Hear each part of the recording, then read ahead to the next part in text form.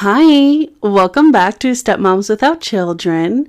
This week, it makes me feel like an adult. We're talking to Brian Stevens. He moonlights as an insurance financial planning guy. His new company is called Life Planning for Special Needs, and they're trying to help families with special needs kids or complex kids be taken care of financially for their whole lives. He's also in the process of writing a book that'll simplify all of the things that we talk about. This is all after he spills the tea on how he became a dad and a stepdad with 8 kids. You can check him out online at lp4, the number 4, sn.com. And of course, stay tuned after for Cuddle Time with my Matt. Please enjoy Brian Stevens. Hi, Brian. Hello. So I've read some things. I've seen most of your Facebook pages. You have 6 kids. Actually, 8 altogether. Oh my God. Yeah. So you've had kids with your wife since you guys got married, I imagine. Yes. 8 kids. That's Yeah. Are you like Mormon? Like, what is that? No, we're not Mormon. We do go to a Baptist church, but yeah, we're kind of an anomaly. What is, like, you wake up in the morning and then what happens? Like, tell me about what I imagine is the chaos. Oh yeah, it can definitely be chaos. It's getting better. They're finally some of them are starting to leave the nest. We've actually only got 6 of them in the house with us right now. Oh. So that's, the light at the end of the tunnel starting to shine. Yeah, right. But yeah. What can you go through the ages? Yeah, our oldest just turned 21, and our youngest are actually 10-year-old twins. And so it's like stair steps in between there. Actually, the top 5 are really close together. Be 21, 19, and then 18, 17, 16, 16, and then the 2 10-year-old twins. Oh, wow. So, yeah.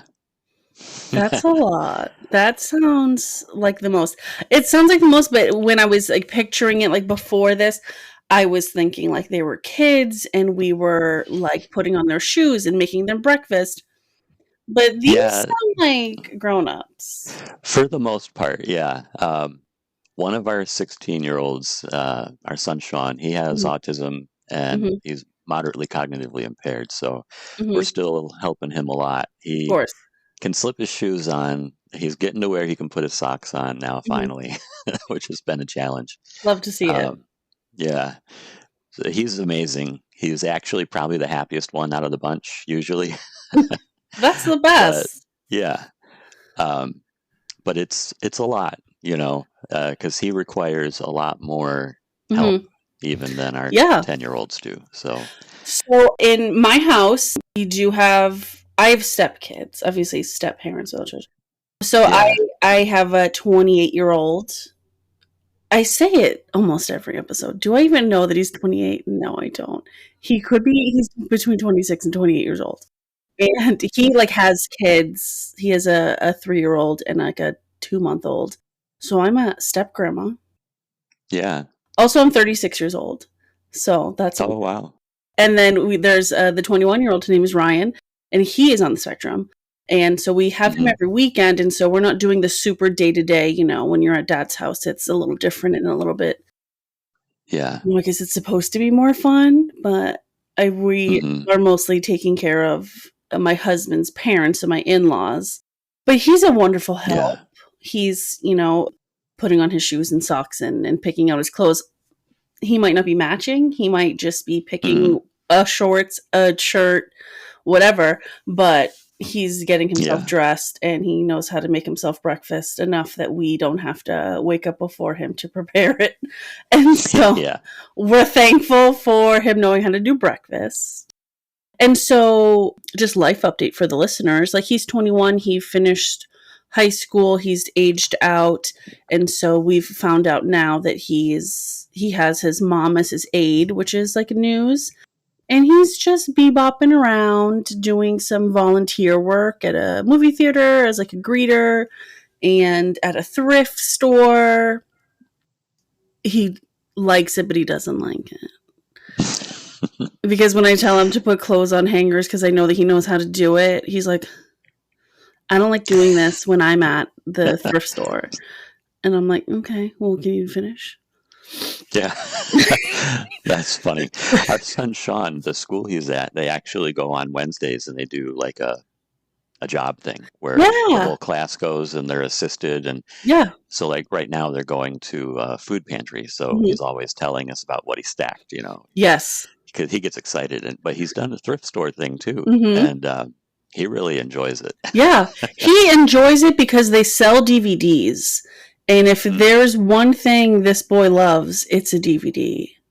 Yeah. He's like, oh, don't you think it's weird that they have? And it's like this like obscure movie from the 70s that I personally have never heard of, but Darren McGavin's in it. And so, of course, it's news. But so just, I don't know, a preview into what high school will be like for him. Thrift stores, there's a couple restaurants that he put all the different color sugars in the container, is how he described it. So the Splenda and the sugar and the raw and the sweet and low. What else was there? There was a bakery he was working at that he absolutely hated because, I mean, working in the back of house of a kitchen, it's behind and he felt like he was in the way all the time because people were always shouting things, but it's not that he was in the way. It's that that's how kitchen people talk. Yeah. Yep. Yes, there was another thing I feel like at a zoo, but I don't know any details of it. I just saw pictures of it on his mom's Instagram one time when I looked. But yeah, they do a whole bunch of different things for these kids just to kind of get them out there. But he tells me that he had to overcome that his dream job is working at 7-Eleven with Robert De Niro. And he's disappointed, but he has since gotten over it. But he talks about it like he's not over it. So who knows? Yeah. So 8 kids, that makes me crazy. So the reason that you're here is to talk about financial planning and whatever that means, because I have no idea. But I also would like to know, we'll get into it, but I would also like to know, how did you meet your wife? Because you've said things about like you were in a weird boat because you're like, who's going to marry a guy with 5 kids? And then she was in a boat and she was like, who's going to marry a lady with an autistic 3-year-old? And so where does those two people meet? Well, we actually first met in high school. Love to hear it. Love to hear it. Yeah. She was on the pom team with my sister. And I have a sister who is 11 months younger than Irish me. twins. And yeah, and they were on the pom team together. And although my wife is like 2.5 years younger than me. So 2.5. Yeah. So anyway, but she would come over and hang out with my sister and stuff like that. I never said a word to her more than maybe hello. Like all through high school. All their teens be like. And I was super shy. I was super, super shy in high school.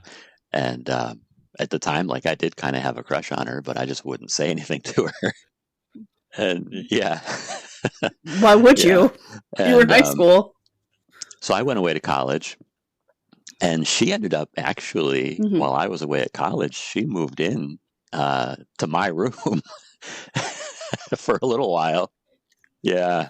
I mean, my gosh. the details of like her family life, but there was just a time when she needed a place to be. Right. And my sister asked my parents, like, do you mind if she moves in for a little while?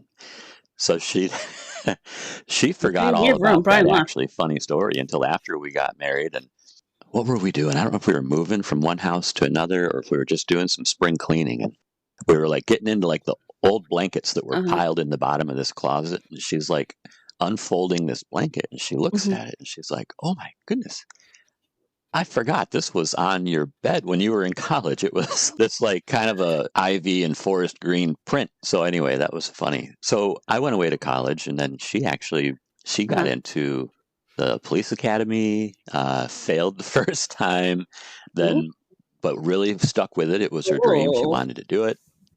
Ended up getting into another academy. We were in Michigan. That's where I grew up. And then she went to Virginia to go to a police academy in Virginia. Became an officer for like 5 years.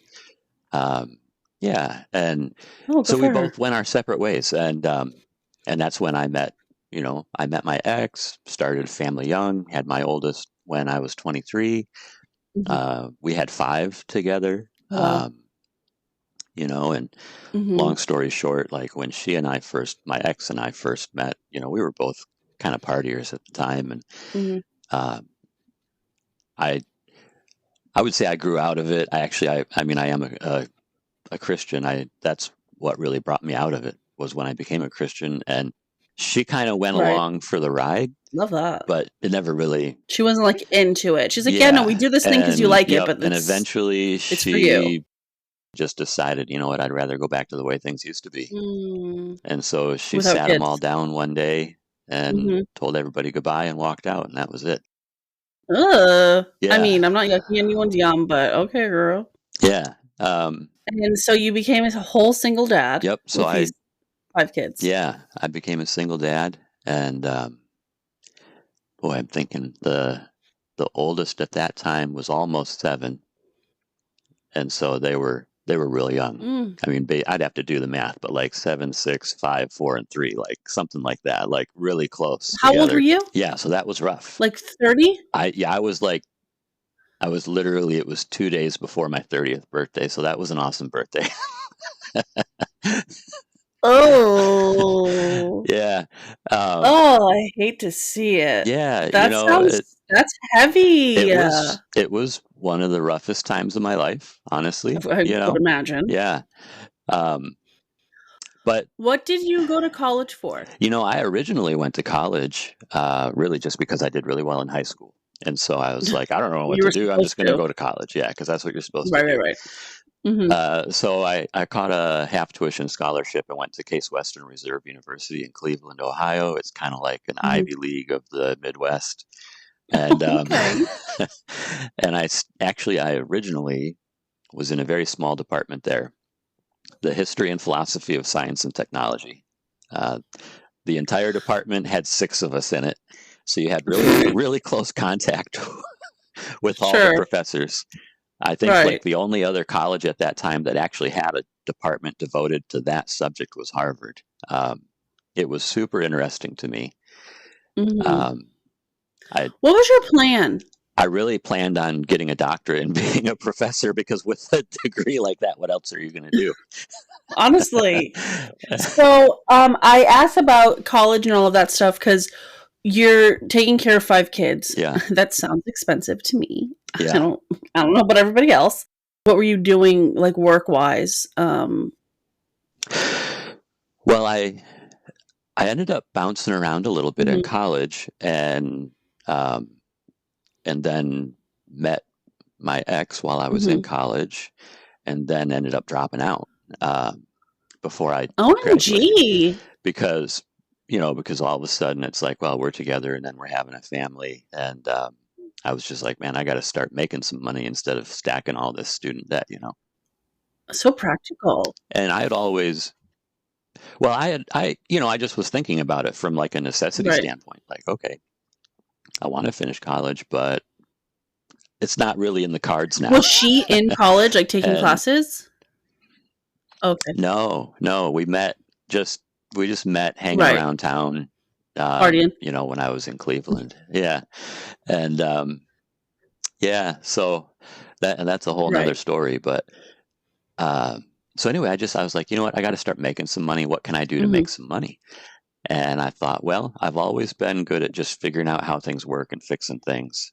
And so I thought I'll just start working as a mechanic. And so I actually got a job at an RV shop working on camping trailers, motorhomes, horse trailers. And then I caught an apprenticeship a little bit into that, working on city buses in Flint, Michigan. Oof. Yeah. Flint, Michigan. And, always on the map, this Flint, Michigan. Yeah. Yeah. And that turned into actually a really promising and practical career in the trades. As a diesel mechanic, actually got an actual journeyman card to the Department of Labor, like it was a legit apprenticeship, and got into fleet maintenance for like 20 years. And yeah, so that's what I did really to try and support the family. Wow. So you were doing that until recently. Yeah. It's it was never something that I like wanted to do. It's not like, some guys, they grow They're up like, and they're yeah, into cars. cars, tools, greasy Yeah, things. and that's not the way Yeah, I was, but it was a means to an end, you know. right. So, but definitely a lot of ups and downs on that Yeah. career track, and And so just I'm doing the math because you said 20 years and you said your oldest is like 21. And so that was recently. How did we get into life insurance and financial planning? actually I first got into it like 12 years ago, part time, when I was up in Michigan still, and I was just looking to make some extra money at the time, and got in with a small agency that was like strictly doing just final expense for seniors to Oh, help them pay for a funeral, okay. that type of thing. Mm-hmm. And but I actually like fell in love with life insurance and the idea of like what it can do for people. Right. I know that sounds really nerdy. No, my boss is kind of like that. He's like super like, listen, this is how you can make the most money and not pay taxes. Yeah. Yeah, that's what I found as time went on, is like, wow, there's a lot more to it than just like paying for a funeral. There's a lot you can do when you get into more advanced strategies on planning for retirement, on planning for wealth transfer from one generation to the next, or or even if you're not uber rich, but just ways to use the way the laws are set up Right. so that you can use it as a tax play, Yeah. and I just feel like set yourself up in you're retirement. teaching families and regular people how to be rich people, how to act Yeah, like rich folks. yeah, that's a big part of it. Mm-hmm. Is there's a lot of stuff. I like to look at it this way. I'm in personal finance. The life insurance is just a tool I use. It's not really what I do. Right. It's just a tool I use. Right. And just helping people to eliminate risk, fees, Mm-hmm. taxes in the way that they, uh, and really in the way that they save and park their money. Right. What does park their money mean? You said that in a different podcast, and I was like, hello, what? Yeah, to me, I look at it like saving is when you're actively adding to it. Right. You're continuing to put into it. But then parking is like, well, it kind of just sits there. So a lot of times, like people might have a old 401k or something from an old job, Mm-hmm. and that money, I mean, there's nothing being added to it anymore. It's an old Mm-hmm. job, and they might forget to roll it over, and it just sort of sits there, Yeah. and it's in whatever it was in when they You're left. talking And exactly to me. I had a yeah, big corporate job for a long time, and I have this 401k, and sometimes I click on the app on my phone, but I don't do anything with it. mhm. It's just there. Yeah, yeah, yep. And that's the way a lot of people do it. They just kind of check on it now and then, maybe if they remember it's there. Right. Some people even forget until you get into the conversation. Like, oh yeah, I think I got something with that other Literally, job. I just like have Uh, $15,000. Like, who am I to have that much money? Also, am I supposed to be doing something? I don't know. yeah, every person's situation is Right. different. And that's where it comes down. That's where really a person like me comes in and can sit down and say, well, let's have a discussion and Right. talk about your unique situation. Mm-hmm. But what really got me involved Mm-hmm. again, because I walked away from it for a long Mm-hmm. time, um, between that first initial step into Right. it and more recently, because I was making such a good living in fleet maintenance, Mm-hmm. that it was like, especially when the overtime would kick Oh, in, always. I didn't even have time to do, like, I had one job for a while where for like 3 years, Mm-hmm. I would do 70, 75 hours a week Mm-hmm. for probably 9 months out of the year. Wow. And, and then it would slow down in the winter to like 50 hours. And you weren't allowed to take any time off during the summer. And for them, summer was March through November Oh, good. I'm so in glad. Michigan. And it was grueling. Yeah. And so like when you're working that, all of a sudden your part-time gig on the side kind of goes by the wayside. Right. But when my wife and I got married, Mm-hmm. I knew I was taking on a responsibility with our son, Sean, with autism, and, but it didn't really hit me until like after we got married, Mm-hmm. and even a few years into the marriage, where it's like, I knew ahead of time that I was taking on this responsibility of, he's probably never going to leave the nest just with where he's at. Right. But as that really started to sink in, like, okay, so that means that I got to plan not just for like my retirement and my wife to enjoy our lives in retirement, but we got to plan to support him Right. throughout retirement. And we got a plan to Party of set him 3. up. So, yeah. And we got a plan to set him up so that when we both are gone someday, that his siblings, I mean, even though there's a bunch of them, I don't want them to be financially burdened Right. with taking care of him. And that's what got me really excited about, all the different options and thinking about other families too. Like, it, what it really started with was my wife coming to me. She saw something on Facebook one time, and this was several years ago now. And it was something about, and I completely misunderstood her at first. It was like she was telling me about this village. It was like an assisted living village in Europe for like adults with special needs, but what it was like a mock-up of a village, like in this big warehouse type building, and it was like a place where they could go, and it was almost like a park or something, but it was set up like a town, and they could go through it and go to shops and this and that. But as she was describing it to me, I didn't catch that first part, and I was just imagining like an actual assisted living village where it's not just one house or one apartment complex, but it's like a whole town. Right. And I really was like inspired by that. And I thought, wow, imagine, like, I guess what I connected it with was when I was a teenager, my family went to Disney in Orlando and stayed at the Disney resorts at the old Key West resort.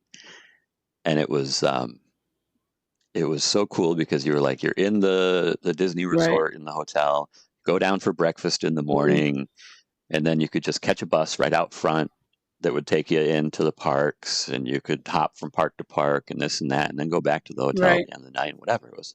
And I thought about that, and I thought, oh man, imagine, like, one of the great things about Disney, I mean, a lot of people are different, have different opinions about Disney and this and that, not to get into all that, but you cannot argue with the fact that they have an amazing system for customer experience, for customer service, and the way that everything in there is structured, engineered, the people are all trained. And I just thought, wow, imagine that, where like if you had a bowling alley and a grocery store and a theater and a restaurant and all these things that are different, and the people are dressed different, for each one, like their own little store, but everybody actually worked for the same company that owned the whole village, and they're all trained on how to help and how to be a positive part of someone's life who has like pretty extreme special needs, and that a person could live there and could go to the store, could go to the theater, go to the bowling alley, all within the safety of this community they live in. And then if the family can come and visit or take them places, that's great. But I was thinking about it, thinking ahead, like that way, when their parents eventually pass away, it's not as much of a shock, where like they've been living with mom and dad all this time. Then mom and dad are both gone, and now what are they going to do? Like, where they could have a place. So anyway, that was the original thing where I was like, that's amazing. Yeah. I have like a new lottery plan. I'm stealing everything you just said. Are you kidding? Yeah, that's what I thought at the time. I was like, well, how would I ever do anything like that? Like, that's so crazy. It's such a crazy idea. But Walt Disney actually funded a big part of his original venture by taking a loan out against his permanent life insurance policy. Oh! Now to have that big of a policy, you got to have quite a bit of money to put in. Okay, that's not, anyway, he's not a regular Joe.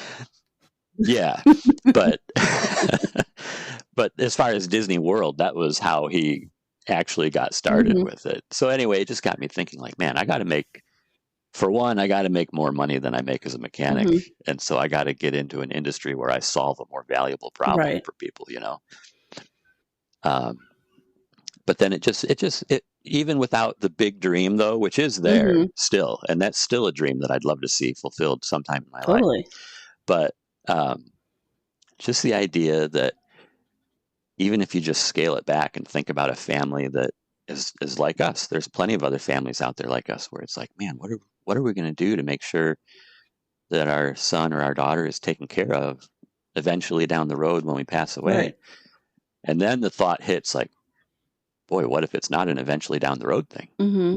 You know, way back when I was an apprentice at that bus garage in Flint, I worked with a guy there, and one day, all of a sudden, he just walked into the lunchroom. We were all having lunch. He says, "Hey, I gotta go. My parents just died." And I mean, he was like in his young 30s. Oh my God, no, and, too young for that. Yeah. And we were like, "Whoa, are you okay to drive? Like, do you need one of us to drive you?" And he was like, "No, I'm okay." And he just walked out. And they were driving him and his mom and dad were driving down a country road, and came up to an intersection where they had no stop sign. The cross street had a stop sign, but the truck coming didn't stop. Ooh. And they got T-boned and died instantly. Oh my God, that can like happen. And that kind of stuff can happen. I mean, yeah. Anywhere. There will be people who will say like, "Oh my God, it's so morbid to talk about life insurance and to plan," and I don't want to have that conversation with my, eventual like beneficiaries or something like that. And so, what do you say to those people? It is. I mean, I don't even like talking about it, ironically, even on a podcast like this. I kind of try to shy away from it sometimes too much, even though it is a big part of what I do. Right. It's kind of the point. But, but it's just an uncomfortable conversation to have with people. It's like, what kind of weirdo are you talking about this right now? Like, can't you just relax and enjoy the day? Yeah. But, it's one of those things, though, where you really have to think about it. You really do have to talk about it. I mean, not every day. Right. We can't live our life like that. It can just be for one quick meeting for whoever needs to be there. Yep. And then I'll do the rest. Exactly. And that's really what it should be. It should just be you know what? We need to make sure we're okay. That things will be okay. Have a quick meeting. It might, depending on the situation, it might be like one meeting to get the background info, another meeting to go over options, and then maybe even another meeting to, because I don't want anybody to feel rushed into anything. Right. But once you do have a plan in place, then you really should just a quick touch base, like once a year, hey, did anything change in your financial situation, your living situation, anything change with your beneficiary situation, and if nothing changed, then all right, awesome. And go on till, got to think about it again until the next year, So one of the websites that I think I found for you, 8-Figure Special Needs Trust. When I hear the word trust, I'm like, that's for rich folks. Rich people have trusts. And unless you plan on having a whole bunch of money, you probably don't need to set up a trust. And so a child with special needs, the listeners listening now will know that it was last week's episode. She calls her kids complex kids because it might not be spectrum or autism. It just might be those intellectual disabilities that they call it all autism, but it's actually not. But so for the families with the complex kids and the families even just with regular kids that they just want to make their kids 1,000 or millionaires. How do you tell me about a trust, because I am clueless. I'm an adult child. Yeah. Well, I'm going to start with a disclaimer, if that's okay. Of course. So the quick disclaimer is I'm not a licensed attorney. You're just a guy who knows a thing or two about a thing or two. I'm not giving anybody any legal advice. This is purely educational. Yes. And anyone who thinks they're listening to Stepmoms Without Children for legal advice, girl, get it together. Yeah, but I just had to throw that in there. Of course. So, that's a very common myth or misconception that trusts are just for rich people, because that's what you always hear the term trust fund baby and you think about rich people's kids. Yeah. And that's really not. I mean, that's that's how it became culturally relevant, you know, but that's not what it's all about. It's about protecting what you have, you know, even if what you have is just a home that you have, right, or just a retirement account, or a little bit of money in a bank, or whatever it is. The main thing about a trust is that it avoids probate and that whole mess. And again, talk to a lawyer, and it protects everything. Also, like with kids, like say you don't even have a like a kid with like complex situations or special needs. You might just have a kid that's like they call it a spendthrift trust. You might have a kid that is just terrible with money. And the last thing you want to do, if maybe throw say a bunch of money on them. Yeah, maybe they're like, they might be the beneficiary on your 401k, Right. and you pass away, and all of a sudden that's theirs, or Right. on a bank account, or your home, or whatever, and you don't want them to blow it. Right. And so you can put these things into a trust and set up the rules on how it's going to be dispersed, or what they can or can't do with it. Right. So it's a way to protect people from themselves when they come into a lot of money. They don't know how to act. Yep. Now, with someone with special needs, or with complex, whether it's medical or emotional or mental situation, especially if it's somebody who is going to end up qualifying for federal benefits, through Social Security, then it's super important, because they're only allowed to have like up to $2,000 at any one point in time. Otherwise, it's going to mess up their benefits. Right. So if they were to suddenly come into, $200,000, that's going to mess up, 100 100%. months, 100 months worth Right. of benefits. Right. That's significant. Right. Okay. That's a lot. Yeah. So you want to have a trust set up, even if you don't fund the trust right off the bat, if it's there, and then make the trust the beneficiary, and the trust is set up to disperse the money for the benefit of the person you want taken care of. That money never actually belongs to the person you want taken care of. And so it doesn't mess up their benefits. Right. So that's when it comes to a special needs trust, that's where that comes into play. Right. Is to protect their eligibility for benefits, even if they do come into a lump sum of some money, But you still have to like have somebody who essentially, I guess, would be a lawyer, if nobody else, to like facilitate all of these things. You don't actually have to have a lawyer. I would say it would be recommended, just to make sure all your ducks are in a row. But that can be a big hurdle for a lot of people, especially if they're setting it up for like a just in case. So like, say, just to throw a scenario out there, say a family, they have just like a work life insurance policy that they're either not even paying for, or they're paying very little for, because those group policies that people can get through employers are very inexpensive.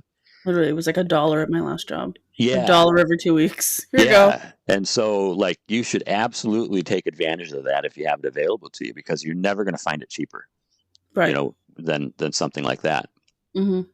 Now, the downside of those is like, they usually stay at the job. They're not usually portable. If they are portable, usually then the premium will get readjusted to the age when you left. The price will go way up because you're not part of the group anymore. It's kind of a mess. Hot mess. That's a rabbit trail, but just to give people a warning on that. If that's all you have, you should look into getting some additional that's yours. But say it's a family. Oh, you can have more than one? Yeah, you can have as much. Well, there's not medical. There's a financial qualification for life insurance. So I can't say you can have as much as you want. You have to be able to justify it. But if you have a work one, and you can if you have one at work, you can buy your own outside of work. You can buy several outside of work. You have to be able to show a reasoning for the amount of coverage you're putting in place. Like, I can't just go put $100 million on myself right now, because there's no way I could justify to the insurance company why I need $100 million worth of coverage. They're gonna know something fishy is going on. Yeah. Oh, I'm dying soon, so I just need to. But, say there's a family that they're just scraping by. They're paying a buck or two out of every paycheck for this like $50,000 policy. Hey, it's enough that if dad or mom, whoever it is that has it, if they die, it'll pay for their funeral. It'll give you a little bit of time to grieve, take some time off work, not think about that. Right. And especially if it's a single parent, though, and you have the special needs kid is the only kid, then you get into this real sticky situation where even if the kid is over 18, if the kid's under 18, you don't want to leave the money to the kid because they can't legally receive it and handle it. Right. But even if they're over 18, if they're not really able to handle it, then you want to have the trust set up ahead of time for it to go into that.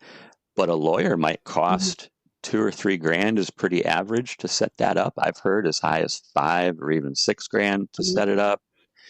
Oh, so that can be a huge hurdle. So I found this book right here, Special Needs Trusts, Protect Your Child's Financial Future. It's by attorneys Kevin Urbach and Jessica Farinas Jones. You can find it on Amazon. It's like less than $30. Cool. And if you don't want to wait for the book I'm writing, like this is a 300-page. It's set up like a textbook, though, so it's kind of a little bit of a rough read, maybe for some people. Oh, wow! But it goes into all the details about special needs trusts and how to set it up yourself. It actually has downloadable forms where you can actually set it up yourself. And just pay the minimal fees. The only time I would definitely recommend against doing that is if the situation is that you already have the influx of money, like from a lawsuit settlement or a lottery winning or something weird like that, where the money is all of a sudden already in the person's hands. Then you need a first party special needs trust. Those are more complicated. You definitely should get a lawyer. That book is for a third party special needs trust, which is a lot easier to set up yourself. And that's a lot of details. So a third party is for, like, if you have a complex person that's receiving this money and you've not passed yet. Well, the way it's really set is a third party would be someone other than the beneficiary of the trust is setting it up. So say you're the parent, you're setting it up for your child. So it's going to be a third party and the money hasn't actually come in yet. You're setting it up for a future influx of money.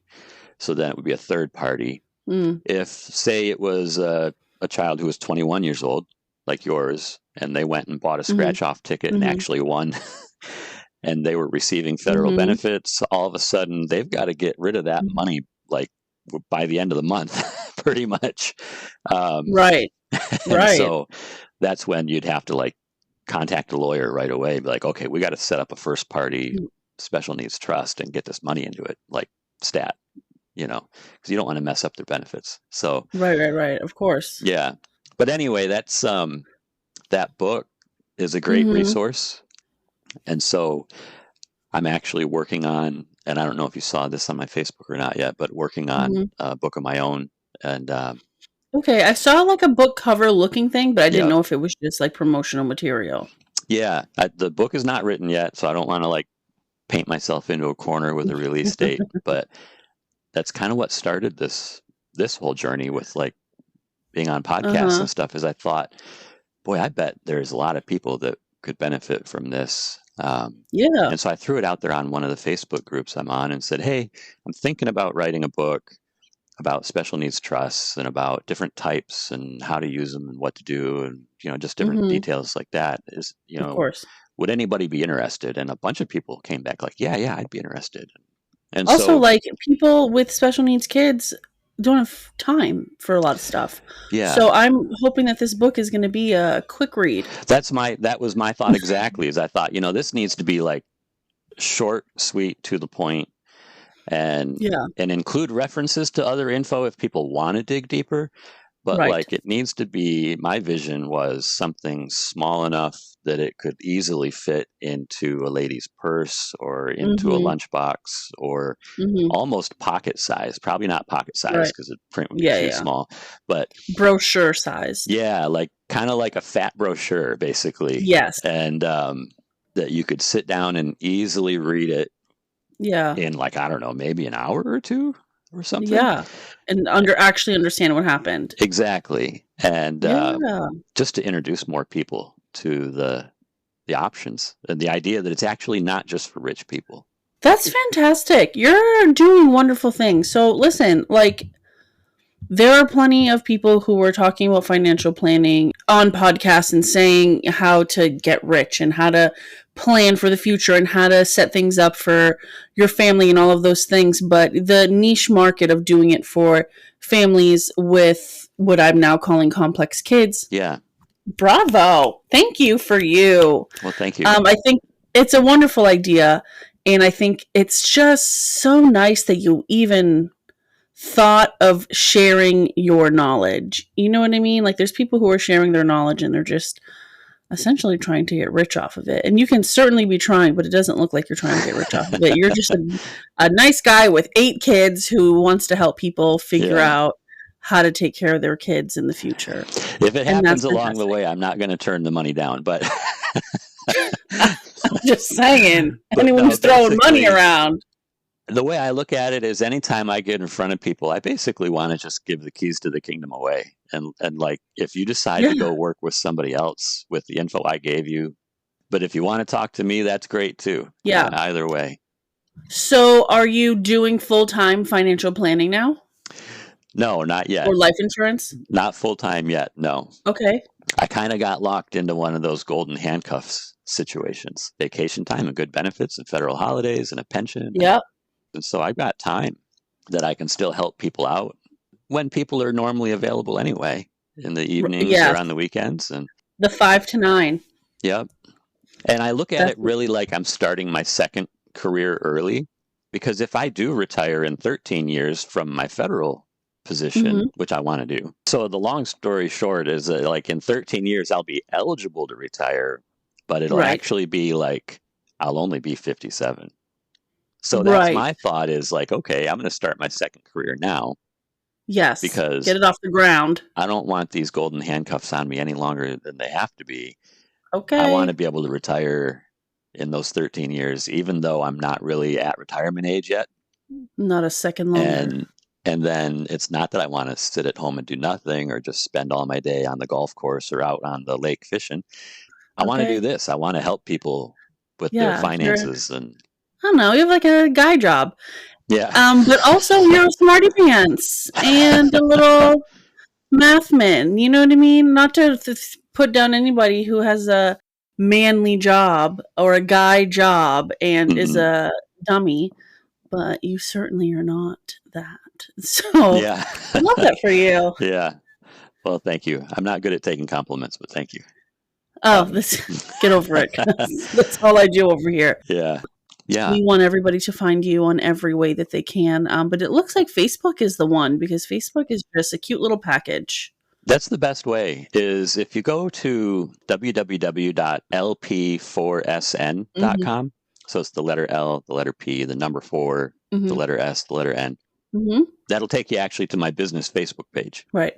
And from there, there's links that'll take you to, like, there's a way if somebody is literally just looking for some life insurance, but they don't really want to talk to anybody about it. Right. They don't even have to talk to me about it. They can go there, look for the link to getalifequote.online, or just go to getalifequote.online, and they can literally get quotes and apply and never even have to talk to me or anybody. Oh my God. And cut the whole sales conversation out of it, because that's what a lot of people are afraid of, is like getting into a sales conversation. That's like a great partnership that I've got with Ethos Life, is the company that makes that possible. Okay. So when you go there and you see that branding, that's just throw that out there so you're not surprised. Right. And it's through my life planning for special needs agency that I've licensed in Florida. So that'll be the branding on there. But you don't have to have special needs in your family to use it. Anybody can use it.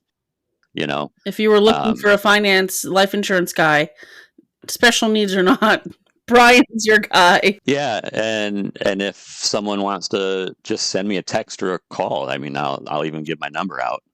Go ahead. Yeah, 727-834-0792. And text works better, actually. But Okay, it's if you 2024. call, leave a message. No one's Yeah. calling or leaving a message. Yeah, exactly. Yeah, if anybody wants to talk, we Yeah. can.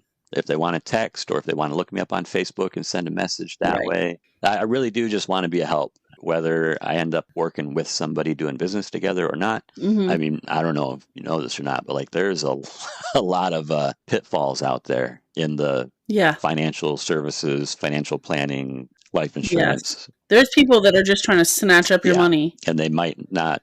We all watched Yeah. Wolf of Wall Street. We all did. Yep. I try really hard to maintain my ethical standards when it comes to that kind of stuff. I got to be able to sleep with myself at night, you know? Okay. That's wonderful. It was so wonderful to meet you. I'm excited for this book that you're going to write. So I'm sending you all of the Thank you. positive vibes. Right. And I'm like, On oh my his goodness, time. this is a lot to take on with Yeah. everything else I'm doing, but it's Okay. coming. Brian with Yeah. the 3 jobs. And the 8 kids. Yes, 3 jobs and 8 kids.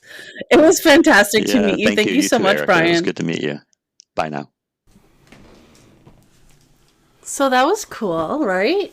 That dude should tell bedtime stories for a living. Yeah, he had a great voice. He's got one of those voices that just puts you right to sleep. I don't Not mean, in the mean way. No, I don't mean it that way. We used Yeah. to say that in sales. When you put somebody to sleep, they lay down and buy everything that you want. Is what Oh, that's an offensive term.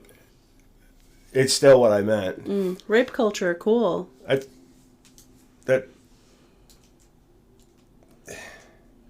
No?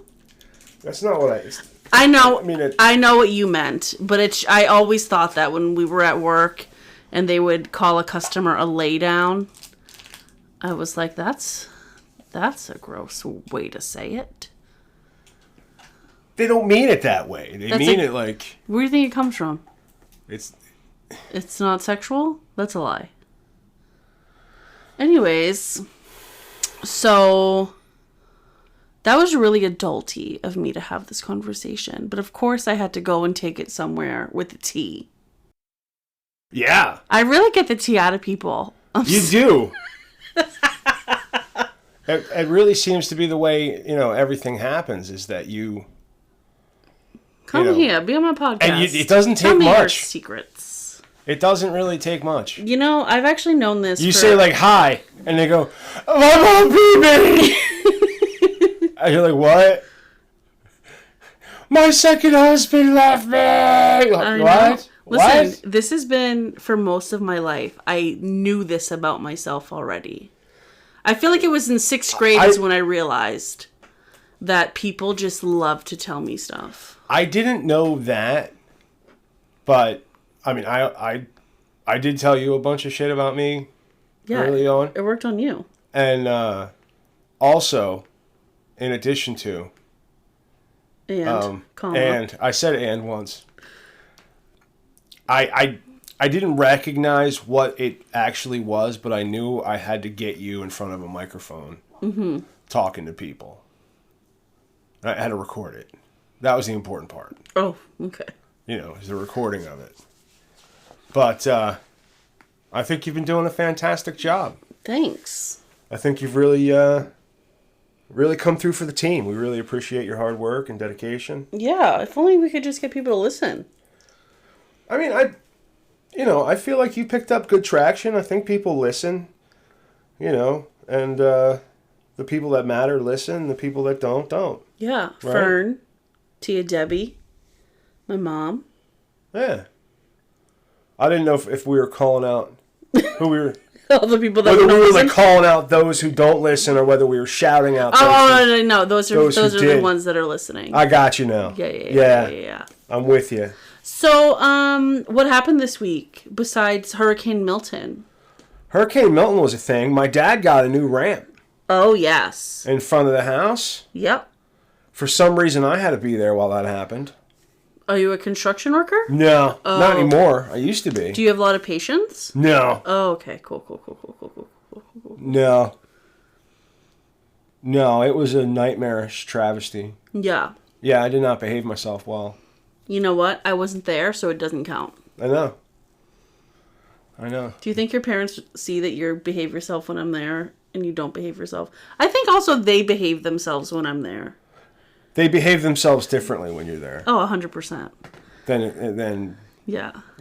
Because let me tell you something. I don't want to tell tales out of school. Here I go again. But getting the tea. Dude, they just were fighting about shit. They were fighting about shit from 30 fucking years ago. They're so bored. I mean, just fighting, and it's like, are you doing this on purpose? They're bored, yo. They're bored. They got resentment up in there. Oh, there's so much resentment. What I remind myself of? Do you remember in Mowgli, aka the Jungle Book, when Ka, the snake, in the Mowgli movie, it's played by Scarlett Johansson, and she sings the song, "Come with me." And she basically like hypnotizes the boy to fall asleep. That's me. I'm Scarlett Johansson in Mowgli. Absolutely. Yeah. You're Scarlett Johansson in everything.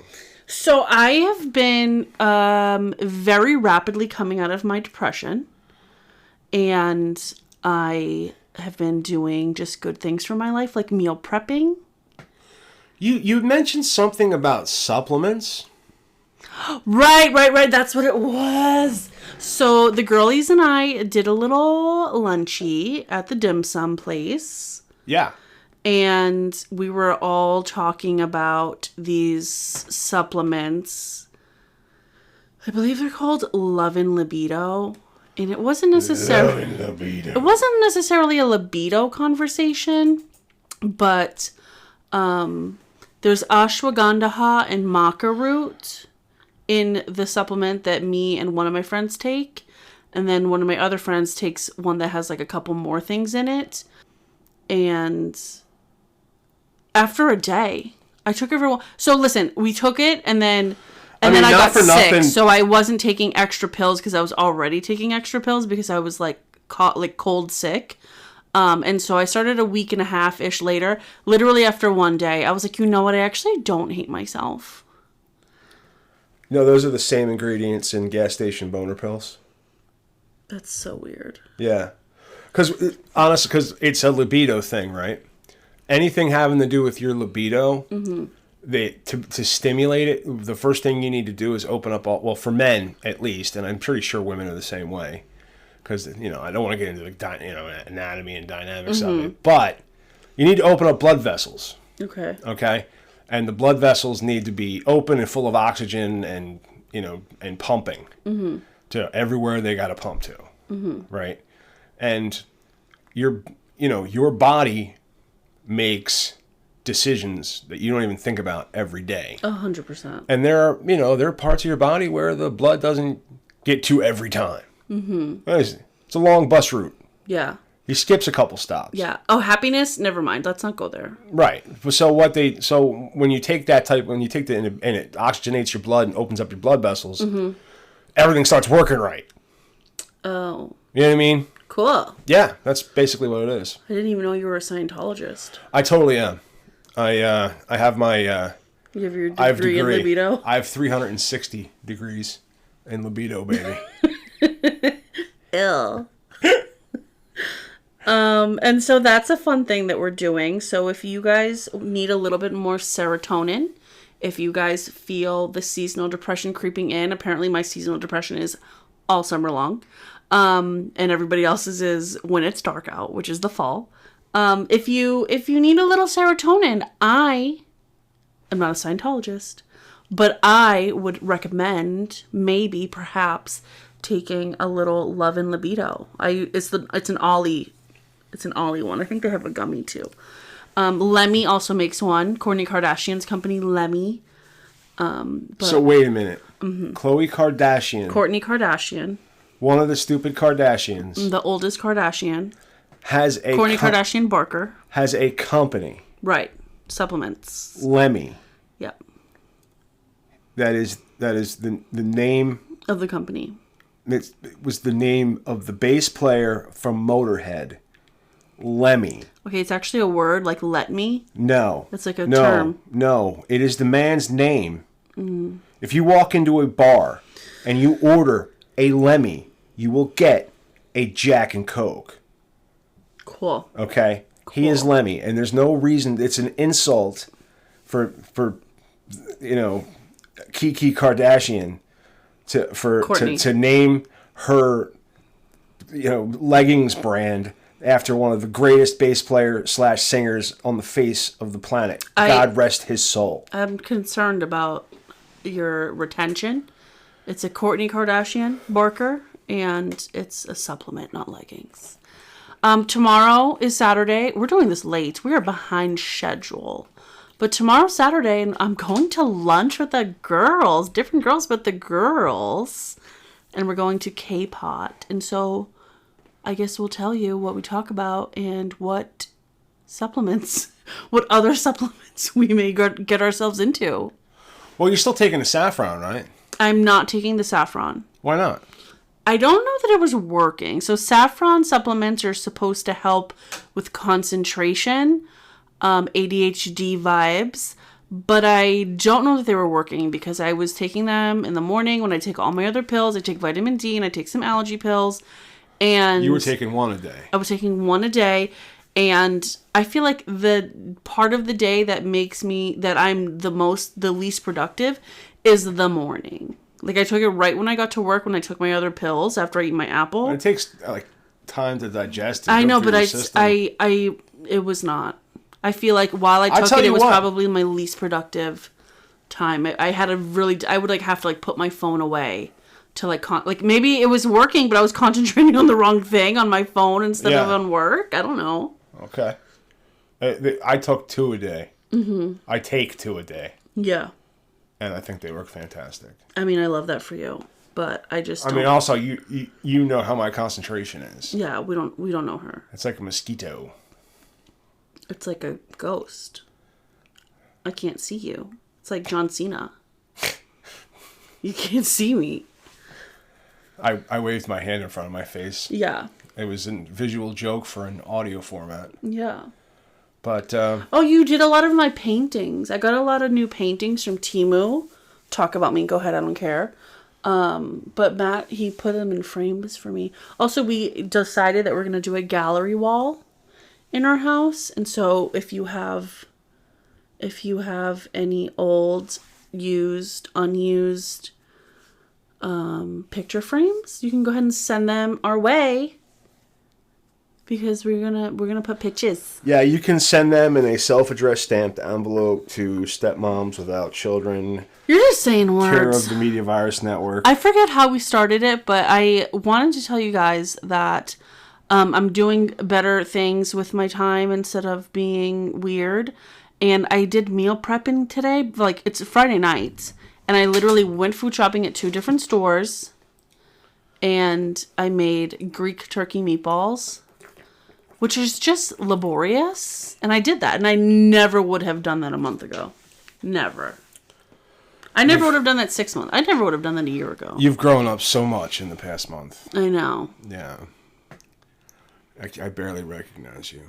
I know. Because you're so responsible now. Oh my gosh! Jesus. That was in my ears. Go ahead. Oh my gosh. I also got an infinity hoop. An infinity hoop. Oh, I was going to call that your spin belt, and I was about to bring that up. Oh, yeah. Well, so everybody who's on TikTok, and maybe Instagram, I don't know. I feel like you can buy it on TikTok shop, but I bought an infinity hoop. And you got it going. Oh yeah, I'm doing it. You struggled with it for a while. Yeah, so the first couple days that I had it, I was having a hard time. But then I made the string, so anyone who might be struggling with it, you have to make the string as long as it'll go, and that makes it easier. And then so once I got the sweat belt, which was 3 or 4 days after I got the infinity hoop, then I started doing it consistently. And so basically I've done it every day except for 3 days in the last 2 weeks.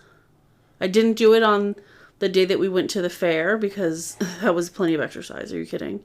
And then I didn't do it the day after the fair because we went on an outdoor walk. And so for my watch, that was an exercise logged. So I wasn't going to exercise twice. Come on now. Yeah. And then I didn't do it on yesterday.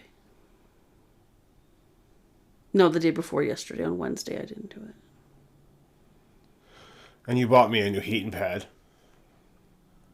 It's Unrelated. 12 by 24. What's stuff we got? Yeah. Oh, yeah, Prime Day. That's why we bought stuff. Prime Day ting. Yeah. All right, I think that's it. Let's go to I'm done. bed. Goodbye.